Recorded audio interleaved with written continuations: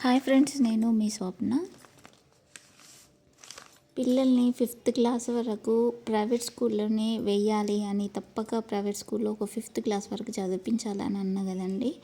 ఎందుకంటే మేము చదువుకున్నప్పుడు నేను గవర్నమెంట్ స్కూల్లోనే చదువుకున్నా.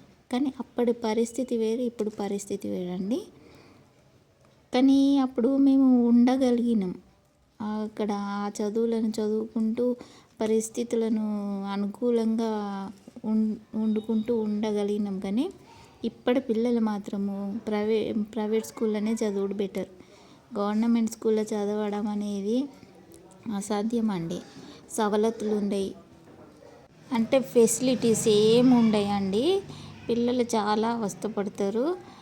ముఖ్యంగా ఆడపిల్లలు మాత్రము చాలా కష్టం అండి. ఎందుకంటే మేము చదువుకున్నప్పుడు కూడా క్లాస్ రూమ్స్ కూడా సరిగ్గా ఉండకపోయేది. తర్వాత వాష్రూమ్స్ కూడా సరిగ్గా ఉండకపోయేది. ఆ వాష్రూమ్ పక్కకు చిన్న చిన్న చెట్లు భయంకరంగా ఉండేదండి. అయినా కూడా మేము అప్పట్లో చదువుకున్నాము. కానీ ఇప్పటి పిల్లలు మాత్రము ఆ చదువులు చదవలేరండి, ఆ స్కూళ్ళల్లో కూడా ఉండలేరు. మా పిల్లల్ని కూడా మనం ఫీజులు కట్టలేక ప్రైవేట్ స్కూల్ నుంచి గవర్నమెంట్ స్కూల్లో వేద్దామని వెళ్ళామండి. నాకు మాత్రము ఆ స్కూల్, నేను చదువుకున్న స్కూలే, ఆ స్కూల్ని చూస్తే మాత్రం మరీ దరిద్రంగా అనిపించిందండి. అది ఏమైనా స్కూల్ అయినా స్కూల్ లెక్క లేనే లేదండి. హన్మకొండలో ఉన్నవారికి తెలుస్తుందండి ఆ స్కూలు. ఆ స్కూలు నేమ్ చెప్పాలో వద్దో తెలియదు, కానీ నేను మాత్రం చెప్తున్నానండి. గర్ల్స్ స్కూల్ అండి. హన్మకొండలో ఉన్న వారికి గర్ల్స్ స్కూల్ తెలుస్తుంది. అందులో ఫెసిలిటీస్ చూడండి. పోయి వర్షాకాలం పాకురు బట్టి చెట్ల కింద అది పిల్లలు ఎట్లా ఉండగలుగుతారండి. గవర్నమెంట్ స్కూళ్ళల్లో చదివిపియాలంటారు, కానీ అలా ఏం ఫెసిలిటీస్ ఉన్నాయని పిల్లలు ధైర్యంగా వెళ్తారు. నాకు చూడడానికైతే మరీ మంచిగా అనిపించలేదండి. ఇక మా పిల్లల్ని ఇక ఆ స్కూల్ అవసరం లేదు, మనకు పైసలు పోయినా మంచిదే అని మళ్ళీ తీసుకొచ్చి మేము ప్రైవేట్ స్కూల్లోనే వేయడం జరిగిందండి. అధికారులు పేరుకు మాత్రమే గవర్నమెంట్ స్కూల్ని వెళ్ళాలి, అన్ని ఫెసిలిటీస్ పెడుతున్నాము అంటారు. కానండి అక్కడికి పోయి తెలిస్తే ఆ పరిస్థితి ఎట్లుంటుందో అధికారులకు తెలియాలండి. వాళ్ళు పై మాటలకే చెప్తారండి, మేము అది చేస్తాం ఇది చేస్తామని. చేసిన వాళ్ళు ఎవ్వరూ లేరు. గవర్నమెంట్ స్కూళ్ళు అలాగే ఏం డెవలప్మెంట్ లేదండి.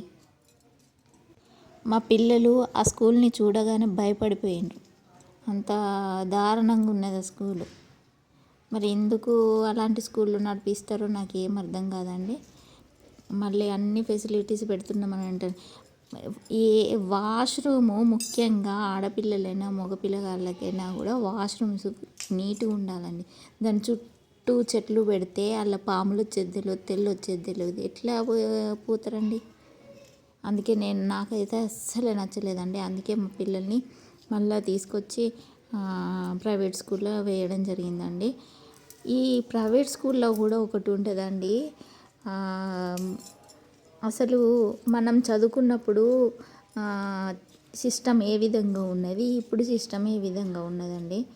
మరీ దారుణంగా పిల్లలైతే చదవాలన్నా చదువు మీద ఇంట్రెస్ట్ పెట్టలేకపోతున్నారు. తర్వాత కష్టంతో చదువుతున్నారు. ప్రతి ఒక్క పిల్లవాడు, పాప అయినా బాబైనా కష్టంగా చదువుతున్నారు. అసలు అప్పటి చదువులు వేరు, ఇప్పటి చదువులు వేరు. వాళ్ళు ఇష్టంగా మాత్రం స్కూల్కి మాత్రం పోవడం లేదు, ఏదో బలవంతంగా పోవడం జరుగుతుంది. మీరు ఇది నిజమా కాదా అని కామెంట్లో పెట్టండి. గవర్నమెంట్ స్కూళ్ళను డెవలప్ చేస్తున్నామని అంటారు. ఒక్క స్కూల్కి ఒకటే ఆయమ్మ, అంత పెద్ద స్కూల్కి ఒక్క ఆయమ్మని ఉంటారా, ఇద్దరే ఆయమ్మలు ఉంటారా? ఎంతమంది ఉండాలి చెప్పండి? అంత పెద్ద స్కూల్కి ఆయమ్మలు ఊడ్చే వాళ్ళు వేరే ఉండాలి, తర్వాత వాష్రూమ్ల కాడ వేరే ఉండాలి. అలా లేనే లేరండి. అదైతే ఎందుకు అలాంటి స్కూళ్ళు నడిపిస్తారో నాకేం అర్థం కాదండి.